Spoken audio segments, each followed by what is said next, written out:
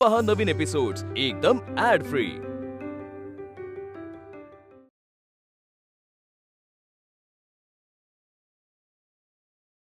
जर पत्र कोणी दिली हे सांगितलं नाही तर ती छापता यायची नाहीत नाना। मला एक कळत नाही, पुण्यात एवढी मोठी जाहीर सभा झाली, पुण्याच्या जनतेत गाजावाजा झाला, छत्रपती महाराजांच्या मातोश्री आणि तुमची गाठभेट घालून दिली, तरी अजूनही तुमचा विश्वास बसत नाही म्हणजे कमालच झाली म्हणायची ना। पण प्रश्न विश्वासाचा नाहीच मुळी, परंतु या पत्रांचा नेमका स्रोत काय हे कळल्याशिवाय ती खरी आहेत का नाही हे तरी कसे मानायचे आम्ही? कोणी ती कोणत्या हेतूने लिहिली, कोणत्या हेतूने ती गुप्ततेतून बाहेर काढली आणि कोणत्या हेतूने आमच्यापर्यंत पोहोचवली हे कळायला नको? आणि हे सारं कळल्याशिवाय या पत्र प्रकरणात आम्ही लक्ष घालू शकत नाही। म्हणजे माझ्या शब्दावर काहीच विश्वास नाही म्हणायचा? बघा नाना, हा शब्दांचा खेळ करून काही साध्य होणार नाहीये। अहो, तुमच्यावर विश्वास आहे म्हणूनच आई साहेबांची व्यथा आम्ही अग्रलेखाच्या रूपात मांडली, पण ते मत आमचं आहे। आई साहेबांशी बोलल्यावर त्यांनी दिलेल्या माहितीवरचं आमचं मत, पण ही पत्र इतर कोणीतरी लिहिलीत, त्यामुळे त्यामागचा हेतू आणि स्रोत दोन्ही स्पष्ट व्हायला हवं। अहो, पण तुम्हीच म्हणता ना कुठल्याही बातमीचा स्रोत उघड करू नये, याने त्या स्रोताचा विश्वासघात होईल। नाना, इथे प्रश्न सामान्यांच्या वाचकांच्या विश्वासाचा आहे। तुम्ही काय किंवा आम्ही काय, आपण वाचकांच्या विश्वासाशीच बांधलेले आहोत आणि आपण छापलेला प्रत्येक शब्द हा खात्रीशीर स्रोताकडून आलाय याची खातर जमा जोवर होत नाही तोवर मनास पटले तरी ही पत्र छापता यायची नाहीत। खेरीज अग्रलेखातून या सगळ्या प्रकरणावर भाष्य केलेलं आहेच, पत्रांबाबत मी खात्री देऊ शकत नाही। वामनराव रानडे।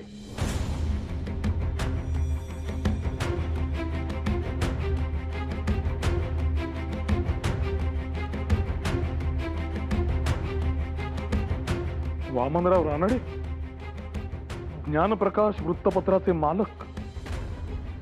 हो, त्यांनीच मला ही पत्र दिली। त्याचे झाले असे,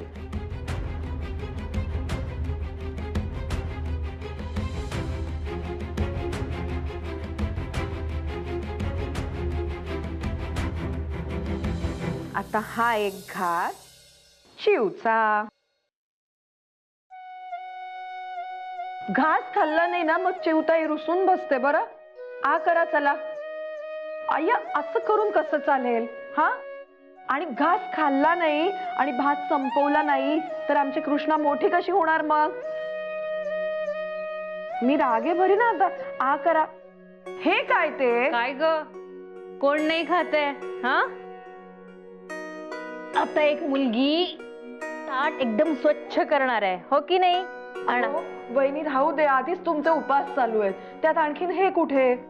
अहो, खाऊ द्यावं, भरवते मी तिला, खाईल ती पटापटा, हो की नाही? एक घास चिवचा, शाणी गती। लहान मुलांचं मन मोडायचं म्हणजे खुद्द देवाला नाराज केल्यासारखं आहे ते। हिचं होईपर्यंत तुम्ही खाऊन घ्या ना। नको हो, मी काय म्हणते वहिनी, तुमच्यासोबत मी सुद्धा उपास करू का? अगं बाई, कशाला? अहो कशाला काय, तुम्ही अशा एकट्याच उपाशी राहणार, एकीला दोघी असलो ना म्हणजे भुकेची जाणीवच व्हायची नाही। आणि देवाचं करायला कारण कशाला हवंय? तितकाच माझाही पुण्यसंचय वाढेल। म्हणजे अगदी तुमच्यासारखे निर्जळी करायला नकोत, पण दिवसभराचा करता येईल काय? वहिनी, अहो लक्ष कुठं आहे तुमचं? काय विचारतीये मी? ताई हो, आज सकाळी माझा उपवास मोडता मोडता राहिला। अनावधानाने झालं ना, नका इतकं मनावर घेऊ। मुद्दाम कळून सवरून करतो ना आपण, तेव्हाच उपास मोडला म्हणून समजायचं। अनावधानाने नाही, कळून सवरून मोडत होता। म्हणजे मी सकाळी यांना दूध द्यायला गेले तरी हट्टालाच पेटले, म्हणाले माझ्या आधी तू दूध पी।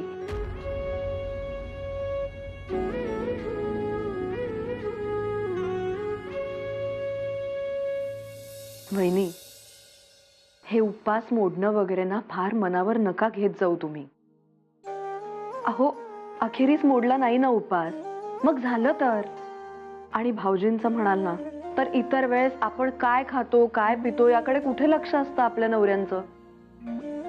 आज एखाद्या वेळी गेलं लक्ष म्हणून बोलले असतील. आणि 16च तर सोमवार आहेत, बघता बघता सरतील. आपण असं करूया का वहिनी, आपण की नाही भाऊजींनाच या उपासामागचं तर्क उलगडायला सांगूया. नाहीतर त्यांना सांगूया की या विषयावर मुळी केसरीमध्ये एक अग्रलेखच लिहा. बायका उपास तपास आणि व्रतवैकल्य. म्हणजे मग भाऊजी ती कशी विज्ञानाधारित नाहीत हे आपल्याला समजावून सांगतील आणि म्हणतील मुळी ती करूच नाहीत. म्हणजे मग मुख्य मुद्दा बाजूलाच राहायचा. चला, कृष्णा अजून एक घास खाणार आहे ना. चला, शाणं बाळते. अरे वा,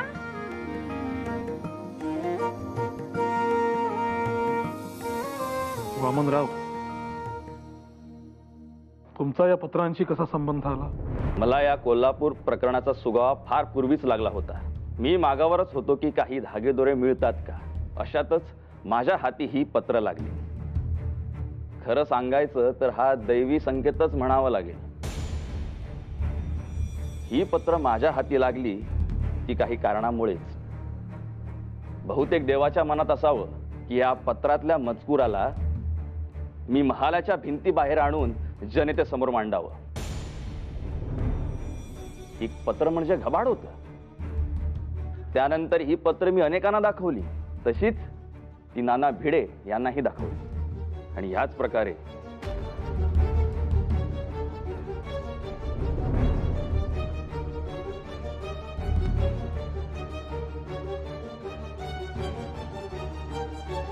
हे पा बळवंतराव, आता जे काही आहे ते सगळे तुमच्या समोर आहे. आता तरी तोरा करा.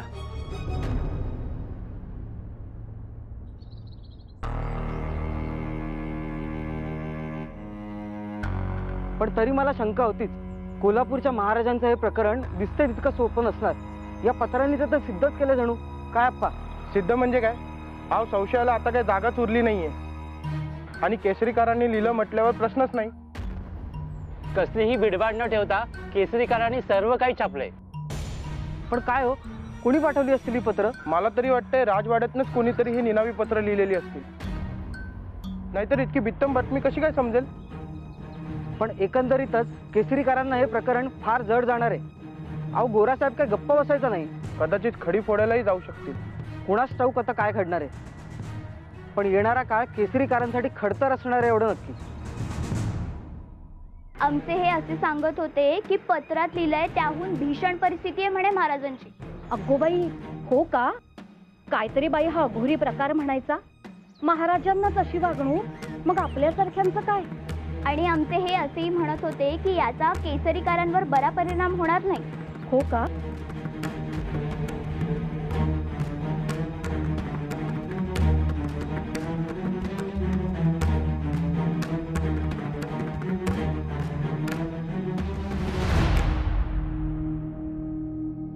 अहो ज्ञानेश्वर, हे वर्तमानपत्र असं बाहेर का ठेवलं? अहो, माझं ते वाचून झालं आहे म्हणून. हो, पण मग ते बाहेर ठेवायचं कारण काय? म्हणजे असं बघा, हे वर्तमानपत्र माझं वाचून झालं आहे. त्यातली सर्व माहिती बातम्या माझ्यापर्यंत पोहोचल्या आहेत. मग असं वाचलेलं वर्तमानपत्र मी माझ्याजवळच ठेवून त्याचा उपयोग काय? त्यापेक्षा जर मी हे इथे बाहेरच ठेवलं तर ज्यांनी ते अजून वाचलेलं नाही किंवा ज्यांच्याकडे ते विकत घेण्या इतके पैसे नाहीत, परवडत नाही, अशा लोकांना सुद्धा ते फुकट वाचायला मिळेल. आपलं वर्तमानपत्र आणि त्यातले विचार जास्तीत जास्त लोकांपर्यंत ह्यामुळे पोचतील ना, म्हणून. अगदी उत्तम विचार आहे. तेवढाच आपल्याकडून राष्ट्रकार्याला हातभार. सरकारी नोकरीत असल्यामुळे थेट मार्गानं काही करणं शक्य नाही. म्हणून असं आड मार्गानं जमेल तितकं करत राहायचं.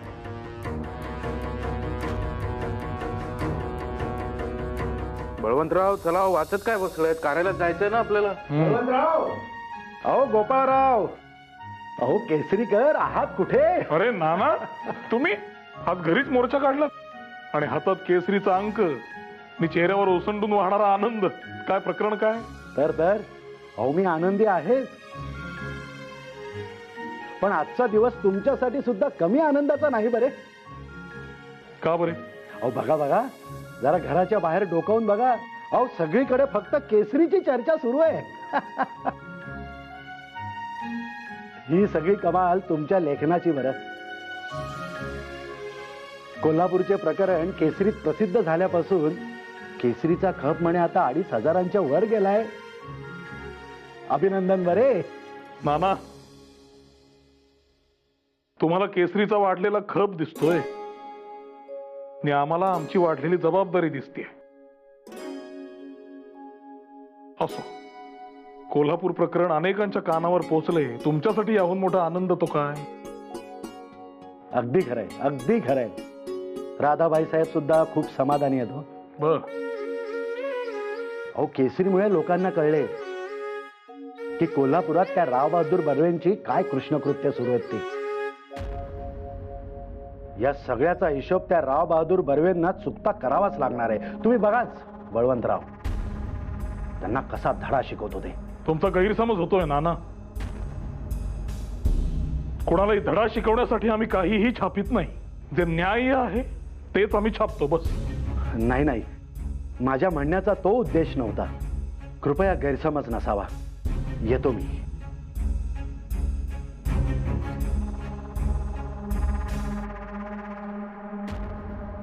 या लोकांनी फारच मोठं धाडस केलं आहे.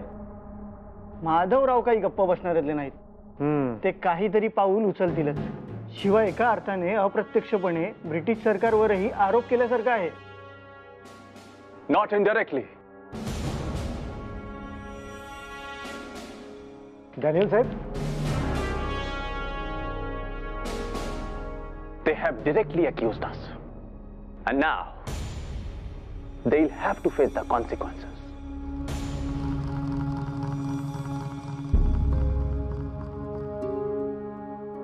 या गोऱ्यांनीच आपल्या स्वार्थासाठी बर्वेसारख्यांना हाताशी धरले.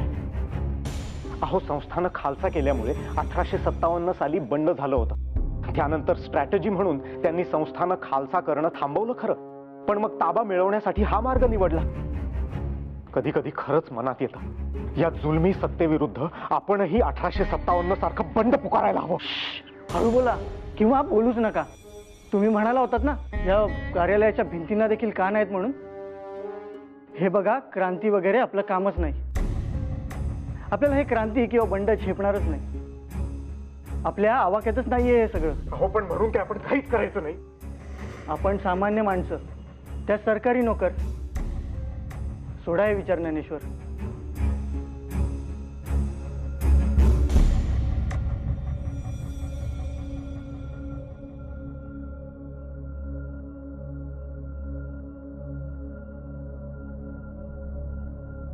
अहो कोण होते ते. अहो कोल्हापूरच्या महाराजांच्या जन्मदात्या आईचे वकील नाना भिडे. पण मग त्यांच्यावर इतके संतापला का होतात. तुम्ही त्यांच्याच बाजूचे आहात ना. मी कुणाच्याही बाजूचा किंवा विरोधी पक्षातला नाही. आमची बाजू सत्याची आहे. होय, पण मग आता त्यांच्यावर इतके संतापले आहात ते कशासाठी. लबाडी करणाऱ्या माणसांचा मला भयंकर राग येतो. त्यातलाच हा प्रकार समज. इतकं मोठं सत्य सांगणारं वृत्त छापलं. आज जनतेत इतका संतोष आहे की केसरीकार आपल्या बाजूने आहेत. मग नका ना छोट्या छोट्या गोष्टींवरून असे संतापू. समुद्राच्या लाटांसारखं असतं आपलं आयुष्य. त्यात लहान मोठ्या सगळ्या प्रकारच्या लाटा पायाशी येऊन धडकणारच. मोठ्या लाटेनं घाबरायचं नाही आणि लहान लाटेवर स्वार व्हायचं नाही. होता होईल तोवर रेतीत पावलं घट्ट रोवून उभं राहायचं. हो, आता रेतीतली पावलं हलकी होऊन कधीतरी सुटायची. अशा वेळी मग आपला तोल सावरायचा, पण किनारा घट्ट धरून ठेवायचा, तो सोडायचा नाही. साध्या सुध्या आयुष्यातल्या उदाहरणांची अशी काही सांगड घालतेस की मनातली घालमेल क्षणात दूर होते आणि मन किनाऱ्यासारखं स्वच्छ होतं. किती छान बोलतेस मामी. काय झालं आत्ता पटतंय असं म्हणालात ना. मला तुझ्याकडे काहीतरी मागायचंय. अगं बाई, आता केसरीकारांना काय मागायचंय माझ्याकडे. आणि माझं तुझं काय. जे आहे ते आपल्या दोघांचंच नाही का? मला माझ्यासाठी काहीच मागायचं नाही. केसरीसाठी हवंय. आणि तशीच वेळ आली नसती तर मी स्वप्नात देखील ही गोष्ट तुझ्याकडे मागितली नसती.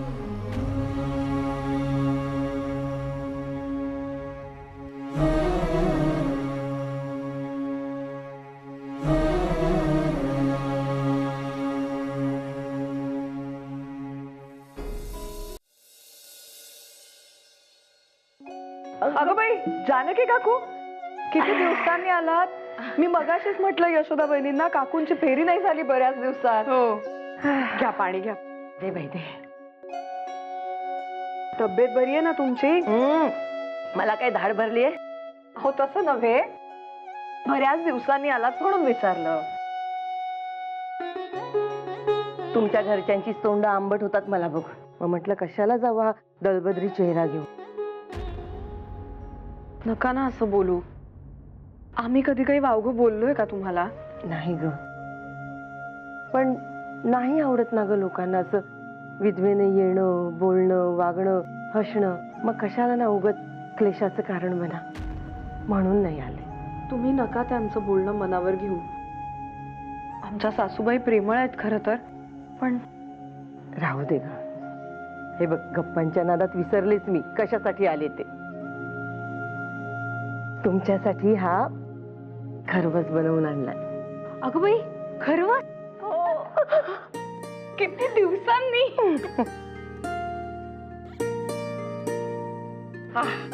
अगो, डब्यातून वाटीत तरी काय? सासूबाईंनी बघितलं ना तर तुझी काही खैर नाही.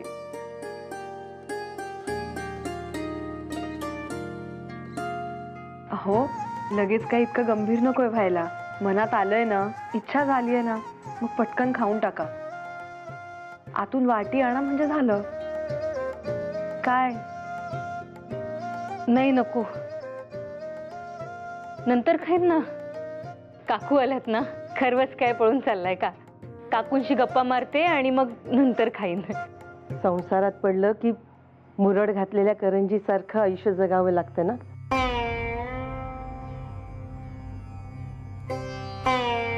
अगं बाई, विचारायचं राहूनच गेलं. आजचा केसरी वाचलात का तुम्ही? नाही म्हणजे वाचलाच असेल, घरचंच वर्तमानपत्र आहे ना. नाही. वहिनी, तुम्ही वाचलात? नाही हो, वाचन बंद आहे माझं सध्या. काय लिहिलंय काय पण? अगं, कोल्हापूरच्या राव बहादूर बर्व्यांविषयी अशी एक एक गुपितं लिहिली आहेत. कोल्हापूरच काय, पुणे सुद्धा आजरलंय. जिथे जावं तिथे केसरीतल्या पत्रांची चर्चा आहे. बामे, सासूबाई, येते मी. खरवस खाऊ घ्या. रगड कामं पडलीत माझी. अरे वा, लोकांच्या घरी बसून गप्पा मारण्या व्यतिरिक्त आणखीनही कामं आहेत तर. स्वतःच्या घरी बसून देवदेव करावं तर ते नाही. काही जणींना गप्पाच मारायच्या असतात. कलयुग कलयुग म्हणतात ते हेच.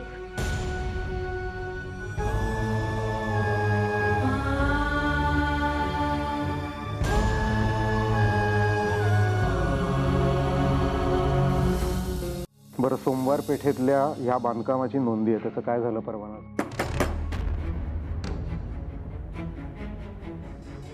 अरे बळवंतराव, या ना. काय काम काढलं? कागद मागवण्याच्या परवानगीसाठी आलोय. तुम्ही अडवलेत ना कागद, मग जातीनं यावंच लागलं. हो, तसं नव्हे, म्हणजे अडवलेत असं नाही, पण परंतु किंतु सगळे काही समजते आम्हाला. ही शुद्ध अडवणूक आहे. हे न समजण्या इतके दूधखोळे नाही आम्ही. नाही बळवंतराव, मी का अडवेन? अहो, त्याची परवाना फी भरली नाहीये, त्यामुळे अर्ज पुढे नाही पाठवता आला. परवानगी फी भरली नाही म्हणून काम अडवण्याची ही कुठली पद्धत? हे बघा, माझं यात वैयक्तिक काही नाही, पण सरकारी काम आहे, त्याचे नियम असतात. मी तरी काय करणार? अहो, नियमांमुळे माझे हात बांधलेत, नाहीतर निश्चितच. हे घ्या.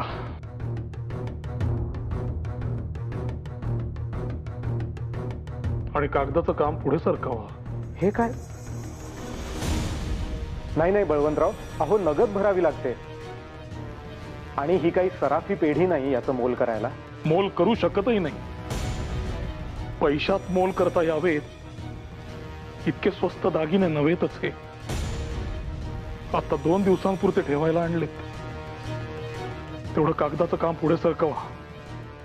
2 दिवसात या पाटल्या आम्हाला आहेत तशा परत न्यायच्या आहेत. केवळ केसरीची छपाई थांबू नये म्हणून नाईलाजाने हे ठेवून जातोय. एवढे तरी करा आमच्यासाठी.